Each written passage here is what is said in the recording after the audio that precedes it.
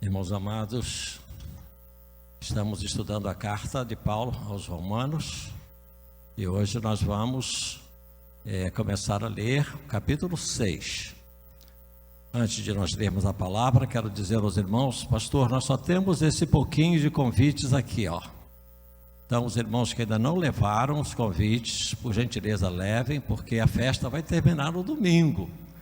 Então, hoje eu queria chegar aqui à igreja por volta de 5 horas para fazer um trabalho de colocar os convites nas caixas de correspondência dos prédios, entregando para as pessoas no meio da rua, mas não pude chegar mais cedo, mas cheguei antes das 7, eu e Marilene, e entregamos aqui na nossa rua do lado de lá até o final, e a rua Pai Sandu até lá no final. Marilene fez desse lado, fez aqui a Praça São Salvador, entregando, abordando as pessoas. Irmãos, todo dia que uma instituição completa 110 anos, então as pessoas têm recebido com alegria, e pouquíssimas pessoas rejeitaram o convite. Então os irmãos que não levaram, levem. E eu quero, irmão Paulinho, tem o culto do meio-dia, quem sabe alguns irmãos possam vir um pouquinho mais cedo para fazer esse trabalho de corpo a corpo, porque, pastor, a gente tem que, a semente cai em terreno duro, mas cai também em terreno fértil, bom, e isso é maravilhoso. Queridos, vamos ao texto, e eu estou pedindo ao Espírito Santo para me guiar nesta fala, aos irmãos nesta noite, que isto possa acrescentar, possa nos abençoar grandemente. Eu gostaria que o texto pudesse estar aqui, e eu, na verdade, eu trouxe hoje 2 Bíblias. Eu trouxe a Bíblia Almeida século 21, e eu trouxe também uma Bíblia que eu gosto muito, que é a Nova Bíblia Viva, da Mundo Cristão. E vou deixar o Espírito Santo me dirigir nesta questão, porque o texto que nós encontramos na Nova Bíblia Viva do Mundo Cristão é um texto assim, muito explicado, maravilhoso. Mas vamos então, Romanos capítulo 6, versículo 1. Que diremos então? Permaneceremos no pecado para que a graça se destaque? De modo nenhum. Nós que morremos para o pecado, como ainda viveremos nele? Ou ignorais que todos nós que fomos batizados em Cristo Jesus, fomos batizados na sua morte? Portanto, fomos sepultados com ele na morte pelo batismo, para que, como Cristo foi ressuscitado dentre os mortos pela glória do Pai, assim andemos nós também em novidade de vida. Porque se fomos unidos a ele na semelhança da sua morte, certamente também o seremos na semelhança da sua ressurreição. Pois sabemos isto: a nossa velha natureza humana foi crucificada com ele, para que o corpo sujeito ao pecado fosse destruído, a fim de não servirmos mais ao pecado. Pois quem está morto foi justificado do pecado. Se já morremos com Cristo, cremos que também viveremos com ele, sabendo que, tendo sido ressuscitado dentre os mortos, Cristo já não morre mais, a morte não tem mais domínio sobre ele. Pois quanto a ter morrido, morreu para o pecado de uma vez por todas, mas quanto a viver, vive para Deus. Assim também considerai-vos mortos para o pecado, mas vivos para Deus em Cristo Jesus. Portanto, não reine o pecado em vosso corpo mortal, a fim de obedecerdes aos seus desejos. O valor da justificação pela graça para uma vida santa. Tema do nosso aniversário é santificação. Santificai-vos, porque amanhã o Senhor fará maravilhas no meio de vós. Domingo nós tivemos aquela palavra tão abençoada do pastor Neander à noite, e ele disse: que vejam em nós santificação. Eu achei tão bonito, que as pessoas vejam em nós santificação. E eu tinha tirado uma foto dele aqui, coloquei lá no Facebook, coloquei no ventilador, e dezenas de pessoas leram e, enfim, foram edificadas com essa palavra. Irmãos, Deus fez uma obra nas nossas vidas, e Deus não faz nada pela metade. Deus fez uma obra nas nossas vidas, e Ele fez essa obra maravilhosa na nossa vida para que nós possamos viver uma vida vitoriosa sobre a carne, sobre o pecado e sobre Satanás, sobre os seus demônios. Deus não nos salvou, a sua graça nos alcançou para nós vivermos uma vida cristã, capengando. Deus, Ele nos manifestou a sua graça nas nossas vidas para que nós vivamos uma vida vitoriosa, uma vida de vitórias. Para tanto, Ele nos selou e colocou dentro de cada um de nós o seu Santo Espírito no momento do nosso batismo espiritual. Eu vou falar um pouquinho sobre isso aqui. Interessante, irmãos, a gente vai aprendendo tantas coisas maravilhosas. O momento da verdadeira conversão, da regeneração, é um momento do batismo espiritual, em que nós nos unimos com Cristo na sua morte e na sua ressurreição. Quando aqueles batizandos serão batizados aqui no mês de abril, o batismo em água retrata esse batismo espiritual que aconteceu com cada regenerado quando aceitou Jesus Cristo como seu Salvador.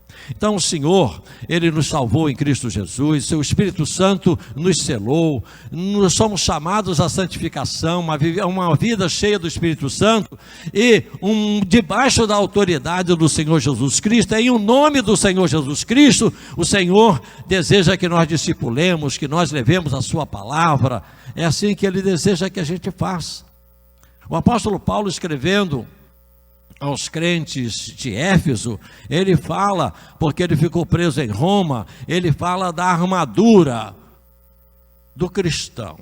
Paulo ficou olhando para o soldado romano, viu que o soldado tinha capacete, que tinha uma couraça, observou também que o soldado tinha um cinturão para segurar a sua espada e também a sua roupa. Percebeu que havia uma proteção para as pernas e que havia um sapato forte, porque o soldado não podia escorregar na hora da batalha. Então Paulo ficou observando, como bom observador, e nós cristãos também devemos ser pessoas que observemos e que imaginemos coisas espirituais olhando para as coisas materiais. Paulo então vem e aplica cada parte da armadura do soldado romano para a vida espiritual.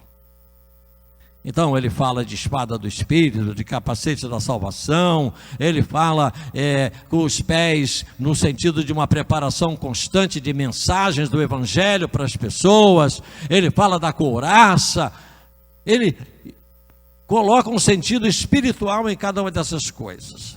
E ele diz: tomai, pegue, se aproprie de toda a armadura de Deus, para que possais resistir a todas as ciladas do maligno. Então, irmãos, Deus, Ele faz a obra perfeita. Se nós estamos vivendo uma vida cristã fraca, se nós não temos coragem de abrir nossos lábios para testemunhar, se nós não temos coragem para entregar um folheto para alguém, convidar para o aniversário da nossa igreja, o problema não é de Deus, não. O problema é meu, o problema é seu, cada um de nós. Que o Senhor deseja que nós sejamos mais ousados, que nós sejamos mais dados, para que nós possamos ganhar as pessoas para o Senhor.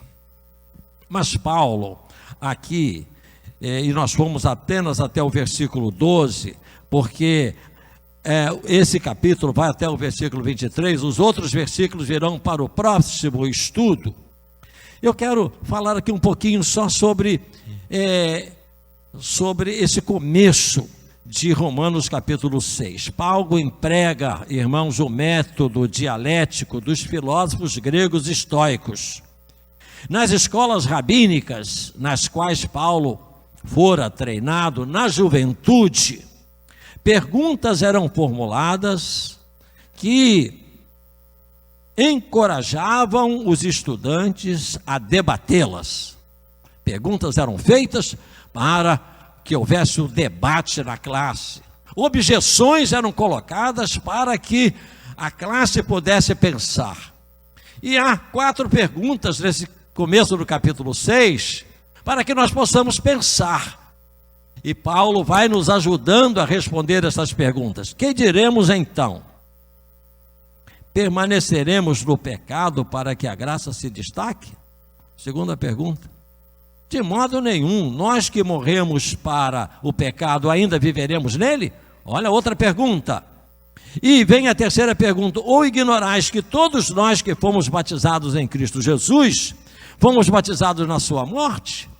Então Paulo começa perguntando como era o método dialético dos filósofos gregos estoicos. Fazia uma pergunta, e aquela pergunta então, diante das respostas, eram colocadas objeções, até que chegasse a uma compreensão real daquela questão que estava sendo apresentada. Paulo então apresenta, ele que na sua juventude estudou esse método dialético e sabia muito bem isto, então ele utiliza este método na sua carta à igreja de Roma, e ele então vai falando sobre este assunto. Que diremos então? Permaneceremos no pecado para que a graça se destaque? De modo nenhum.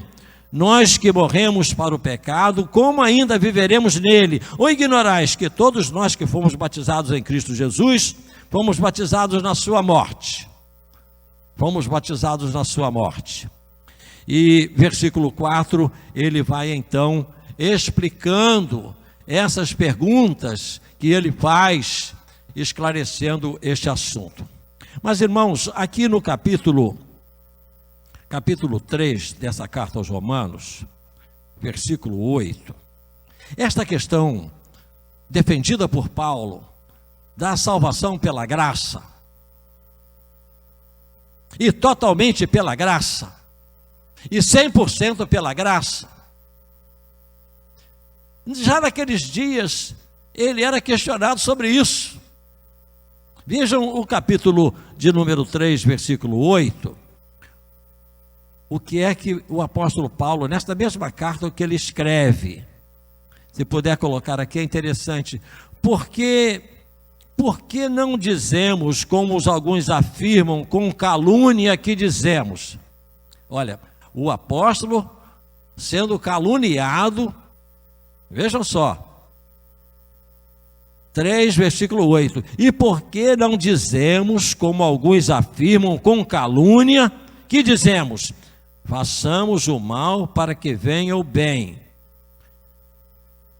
Isto é, cometam o pecado, porque a graça está aí para encobrir o pecado de vocês. Este é o sentido de Romanos 3,8. Façamos o mal para que venha o bem. A condenação destes é merecida. Estes merecem serem condenados porque eles estão torcendo o ensino da graça.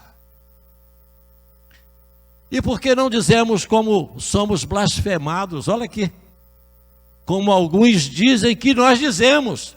Façamos males para que venham bens. Podem pecar, porque tem a graça para cobrir. Estão entendendo, irmãos? Que Paulo está nesse capítulo 6, dando explicações de um questionamento, de uma postura dos inimigos, com certeza dos legalistas, com certeza, daquelas pessoas que não compreendiam este algo novo, totalmente novo, que é a graça de Deus, a poderosa graça de Deus, a maravilhosa graça de Deus. Não por causa de algum mérito meu, nem do diácono Paulo, nem da irmã Marilene, nenhum mérito nosso. Deus, Ele, olhando dos céus à terra, diz a palavra, Ele não vê um justo sequer, não viu um justo sequer. Todos se extraviaram, todos se corromperam, num que faça o bem. Olha, irmãos, a grandeza da graça de Deus, deste favor imerecido de Deus, de nos amar, como diz João 3,16. Jesus falou para Nicodemos: Nicodemos, Deus amou o mundo de tal maneira que deu o seu Filho único, para que todo aquele que nele crê não pereça, mas tenha vida eterna. Jesus falou isso para Nicodemos, lá naquela noite em que Nicodemos foi lá procurá-lo. Então, irmãos, é algo realmente maravilhoso e extraordinário. E neste capítulo 6, Paulo vai então respondendo de uma maneira bem clara, maravilhosa. Ele está falando de pecado. Ele está falando de pecado. E nós já falamos na quarta-feira passada e na outra sobre pecado. O pecado é uma palavra grega, o pecado, etamartia, daí vem uma doutrina que nós estudamos no seminário, a amartologia, que é a doutrina do pecado. Mas o que é pecado realmente? O que é pecado realmente? Pecado é uma doença da nossa alma. É um estado mau da nossa alma, aquele estado de rebelião que surgiu do coração de Adão, da sua esposa. Deus falou: no dia que vocês comerem do fruto da árvore da ciência do bem e do mal, vocês vão morrer. E Adão, deliberadamente, ele comeu. E então a desobediência, a transgressão, algo deliberado por parte de Adão, veio trazer esta doença terrível. E há só um remédio para o pecado, que é o sangue do Senhor Jesus Cristo. Porque sangue tem a ver com pecado. É o sangue que cobre o pecado. O sangue não está ligado ao perdão, está ligado ao pecado. Nosso pecado é coberto pelo sangue. Por isso a palavra nos diz lá: se nós confessarmos os nossos pecados, Ele é fiel e justo para nos perdoar os pecados e nos purificar de toda injustiça. Lá na primeira carta de João. Então, nossos pais desobedeceram, contraíram essa doença na sua alma e passaram para os seus filhos esse estado mal da alma que se chama pecado. A amartia também tem um sentido de errar o alvo. E eu estava lendo um texto, achei interessante: se um arco ele for defeituoso, ele nunca vai fazer a flecha chegar no lugar certo. Então o pecado é como um arco defeituoso. Se pecado é errar o alvo, o pecado é esse arco defeituoso que nunca permite que a flecha alcance o seu alvo, o seu lugar. E a Bíblia diz, Romanos 3,23, porque todos pecaram, destituídos estão da glória de Deus. E no finalzinho desse capítulo 6, a gente vai ver o 23, porque o salário do pecado é a morte, tanto a morte física como a morte espiritual. No caso de Adão, primeiro ele morreu espiritualmente, morreu instantaneamente, assim como a gente passa a ter vida instantaneamente quando a gente crê em Jesus Cristo como o nosso único e suficiente Salvador. A salvação não é um processo, a salvação é um ato.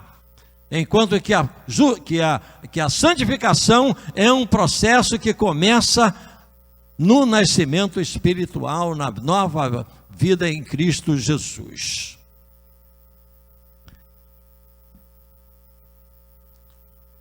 Em Êxodo capítulo 20, nós encontramos os 10 mandamentos. Os 10 mandamentos. Nós estudamos na Escola Bíblica Dominical esses capítulos 20, 21, 22, 23. E aqui nos 10 mandamentos, aqui é o Código Penal. Aqui, até então, não tinha um código. 10 mandamentos é o código, é a lei.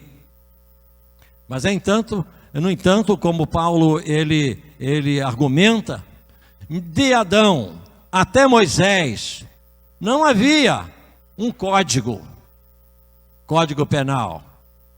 Não havia uma lei explícita. Mas nem por isto Adão deixou de morrer, e todos aqueles, desde Adão até Moisés, deixaram de morrer, todos eles experimentaram o que Deus disse a Adão: no dia que você comer, você vai morrer instantaneamente, espiritualmente.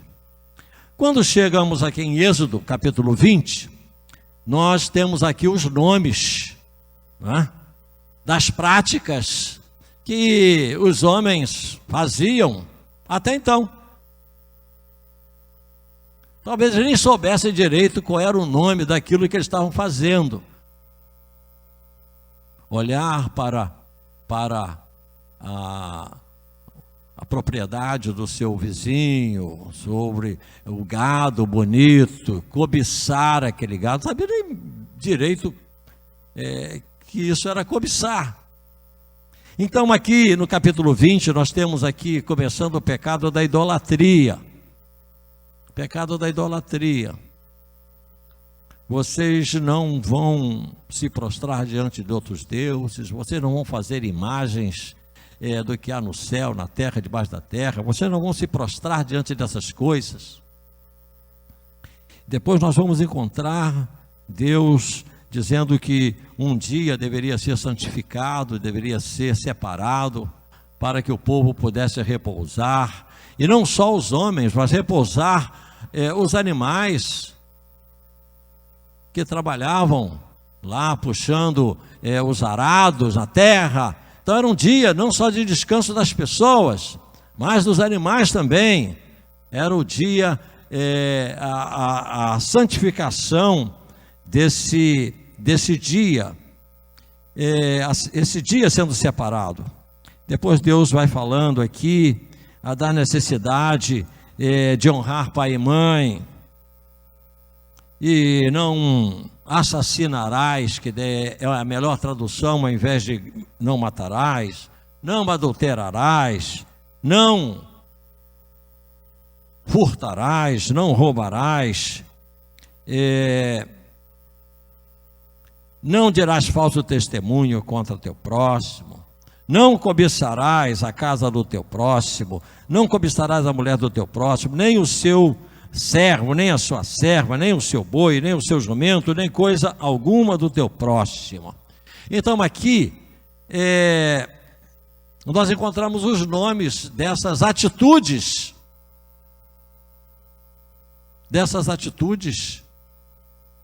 e quebrar esses mandamentos era pecado. É pecado, é transgressão. É transgressão. E todos nós, ao longo dos séculos, não conseguíamos atender, porque a lei dizia: não matarás. não cobiçarás.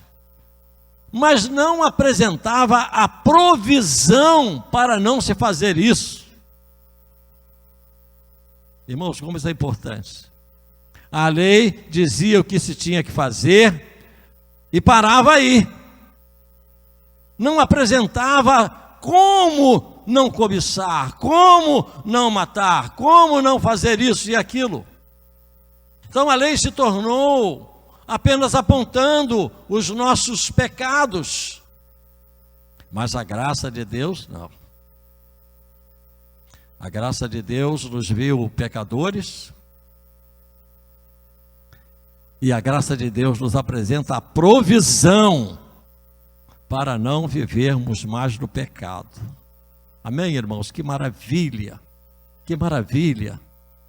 E é isso que o apóstolo Paulo, aqui, ele vai nesse texto maravilhoso, que a gente levaria tanto tempo comentando, e eu quero comentar um pouquinho com os irmãos. Versículo 4: porém fomos sepultados com ele na morte pelo batismo, para que como Cristo foi ressuscitado dentre os mortos pela glória do Pai, assim andemos nós também em novidade de vida.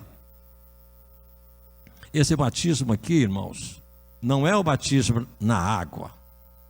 Esse batismo é um batismo espiritual que acontece na conversão.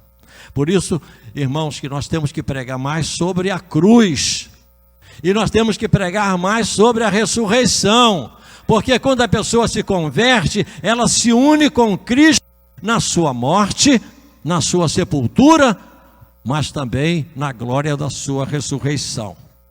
Assim andemos também nós em novidade de vida, porque fomos unidos a Ele na semelhança da sua morte. É interessante, irmãos, que nós encontramos aqui a primeira pessoa do plural, tanto no versículo 3, ou ignorais que todos nós, versículo 2, de modo nenhum, nós que morremos para o pecado. Paulo estava falando não apenas dele, mas estava falando de todos os crentes que já tinham tido esta experiência do batismo espiritual no momento da conversão. E agora, quando eles são batizados em água, eles estão retratando aquele batismo, aquela união com Cristo que tiveram no momento da sua conversão, da sua regeneração. Porque se fomos unidos a Ele na semelhança da sua morte, certamente também o seremos na semelhança da sua ressurreição. Pois sabemos isto, a nossa velha natureza humana foi crucificada com Ele. Irmãos, quando nós não éramos do Senhor, não éramos convertidos, nós corríamos atrás do pecado. O pecado era algo agradável à nossa carne. Homens e mulheres, no início de cada semana, se gloriam dos pecados que cometeram no final de semana. Consegui isso com fulana, consegui isso com fulano. Se jactam, se vangloriam dos pecados que cometeram.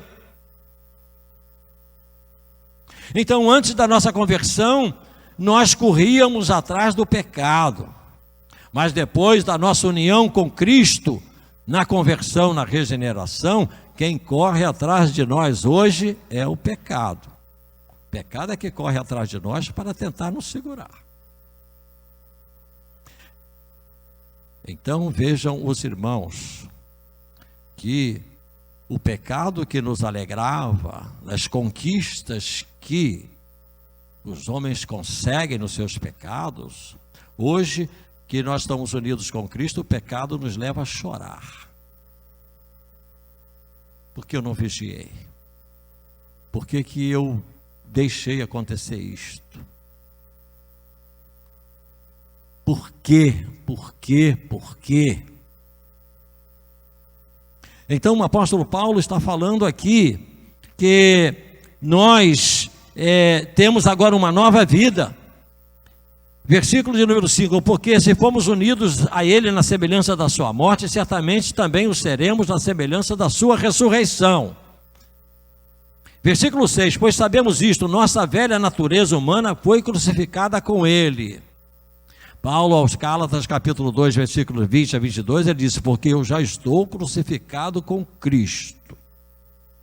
E a vida que eu agora vivo na carne, vivo na fé do Filho de Deus, que me amou e se entregou por mim. Agora, irmãos, nós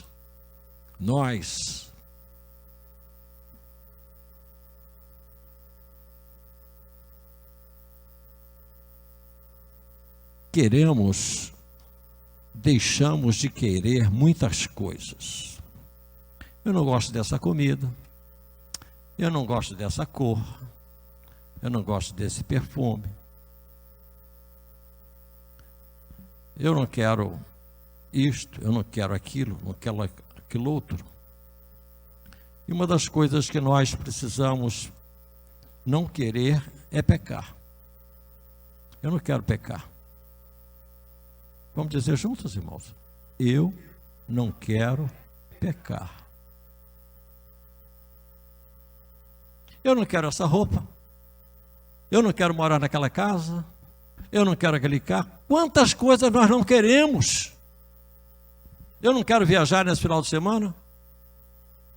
Por que nós não podemos dizer, eu não quero pecar?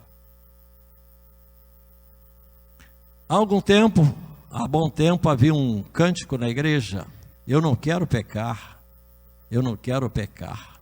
Ofender ao meu Deus, eu não quero jamais. Quero andar só na luz que me dá meu Jesus. Eu não quero pecar contra Deus. Não sei quantos irmãos se lembram, é antigo, hein? Mas é um cântico realmente maravilhoso, porque nós estamos dizendo para nós mesmos, Heraldo, você precisa não querer pecar. A Bíblia diz ainda, é o apóstolo Paulo que escreve isso, e não entristeçais o Espírito Santo de Deus. Irmãos, o Espírito Santo é uma pessoa. Embora no grego seja pneuma, que tem o sentido de ar, vento, no hebraico é ruá, que é o sentido de vento, mas o Espírito Santo é uma pessoa que habita na vida do verdadeiro crente. O Espírito Santo, no momento da conversão, ele convence o pecador do pecado, da justiça, do juízo, aponta para a cruz, o pecador vai a Cristo na cruz, se une com Jesus, recebendo como seu único e suficiente Salvador. É interessante que quando alguém recebe Jesus como Salvador, essa pessoa ainda não está entendendo plenamente o que é a sua união com Cristo que está acontecendo ali naquele momento. A sua união com Cristo na sua morte e na sua ressurreição.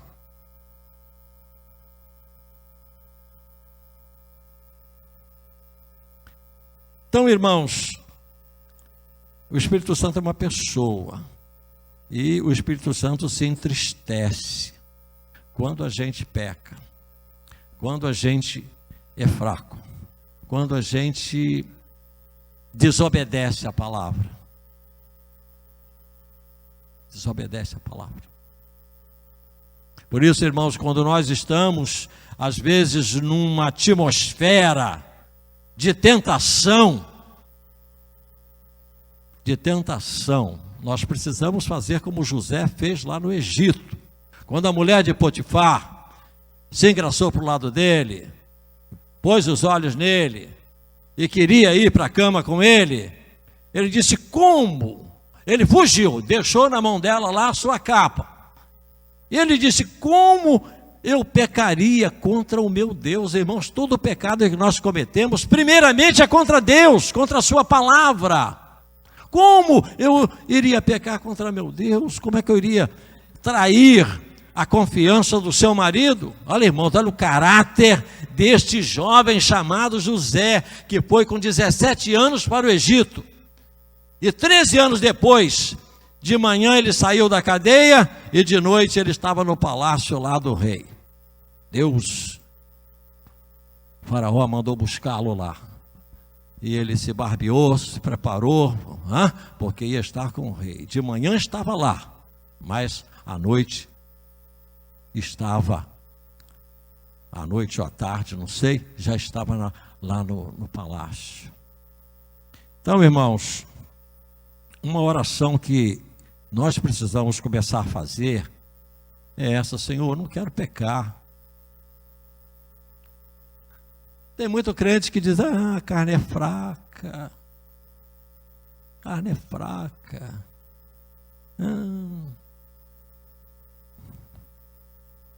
Irmãos, Êxodo 20 fala desses mandamentos, mas há um deles que é a cobiça. Jesus Cristo, ele disse que se um homem olhar por uma mulher e desejá-la, já cometeu adultério contra aquela mulher. Se uma mulher olhar para um homem e o desejar, já sujou aqui dentro. Precisa se valer do sangue de Jesus para que o seu pecado seja perdoado e a paz novamente venha para o seu coração. Os irmãos se lembram daquele texto do Velho Testamento em que o povo começou a murmurar? Deus mandou serpentes lá no meio das tendas lá dos israelitas, e a coisa ficou estreita, e quando eles viram que as víboras entravam nas tendas, picavam as pessoas estavam morrendo, foram lá para Moisés, e Moisés então disse o que eles deveriam fazer: que fizesse uma serpente de bronze e colocasse num bambu lá bem alto, numa haste, e todo aquele que olhasse para aquela serpente, e a serpente é sinal de maldição, seria por isso que Jesus, aquela serpente, apontava para Jesus, que se fez maldição por nós. Olha, irmãos, que Jesus citou isto. A palavra de Deus fala sobre isto. Então, se alguém era mordido pela serpente, essa pessoa deveria ir em direção onde estava aquela haste com aquela serpente de bronze. Quando ele olhava, o efeito do veneno era neutralizado. Aí ele voltava para sua tenda, daqui a pouquinho vem outra víbora lá do outro lado e morde a mesma pessoa. O que ela teria que fazer? Voltar novamente lá olhar. E se ela fosse mordida de novo, o que ela tinha que fazer? Voltar e olhar. Por isso, irmãos, diariamente nós precisamos voltar à cruz, voltar ao sangue de Jesus Cristo, para que os nossos pecados, se pecarmos 10 vezes por dia, devemos voltar, vir essas 10 vezes para experimentarmos a purificação do nosso coração, porque o pecado foi neutralizado nas nossas vidas, o pecado foi estancado na nossa vida, o pecado não tem mais domínio sobre nós, não deve mais ter domínio sobre nós, por causa da provisão da graça do Senhor em nosso favor. Queridos, Deus nos abençoe e vamos continuar estudando este capítulo na próxima quarta-feira. Os irmãos leiam os versículos seguintes, para que na próxima quarta-feira os irmãos estejam cada vez mais bem familiarizados com esse texto precioso. Deus nos abençoe rica e abundantemente. Pastor